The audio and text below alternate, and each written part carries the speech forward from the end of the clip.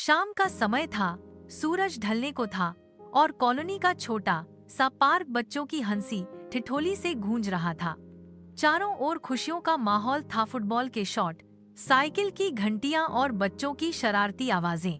इन्हीं बच्चों में एक था 8 साल का विवान, एक बेहद नटखट और जोशीला बच्चा। उसे दौड़ने और खेल में जीतने का बड़ा शौक था।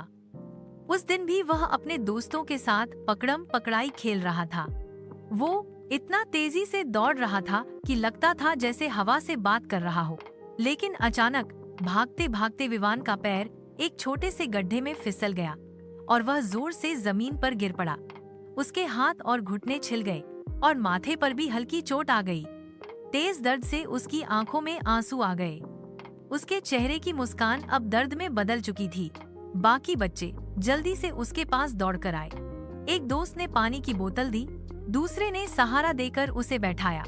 सभी को बहुत चिंता हो रही थी।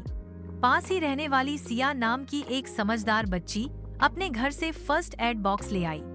उसने धीरे धीरे घाव साफ किया और पट्टी बांधी। विवान चुपचाप बैठा रहा। उसकी आंखों से गिरते आंसुओं के बीच वो मदद से थोड़ा सुकून महसूस कर रहा था। थोड़ी ही देर में उसकी माँ भी पार्क में आ गई, जिन्हें किसी ने फोन कर दिया था। उन्होंने विवान को गले से लगाया और बोले, अरे शेर के बच्चे, क्या हुआ? विवान ने आंसू पोंछते हुए कहा, माँ, मैं गिर गया, अब तो मैं खेलूंगा ही नहीं। माँ मुस्कुरा पड़ी। उन्होंने उसके माथे पर हाथ रखते हुए कहा, गिरना तो हर किसी को आता है बेटा, पर गिरने के बाद उठना ही असली जीत होती है। उनकी बातों ने विवान के दिल को छू लिया। उसकी आंखों में चमक लौट आई। अगले दिन वही विवान फिर से मैदान में उतरा।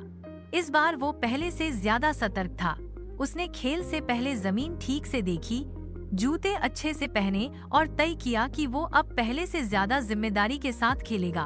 उस एक चोट ने सिर्फ विवान को ही नहीं, बल्कि उसके सभी दोस्तों को सिखाया कि खेलते समय सावधानी भी जरूरी है और मुश्किल आने पर डरना नहीं, बल्कि हिम्मत से आगे बढ़ना ही सबसे बड़ी बात होती है। सीख, गिरना कमजोरी नहीं, बल्कि सीखने का मौका होता है, और जो गिरकर फिर से उठ जाए वही सच्चा खिलाड़ी कहलाता है।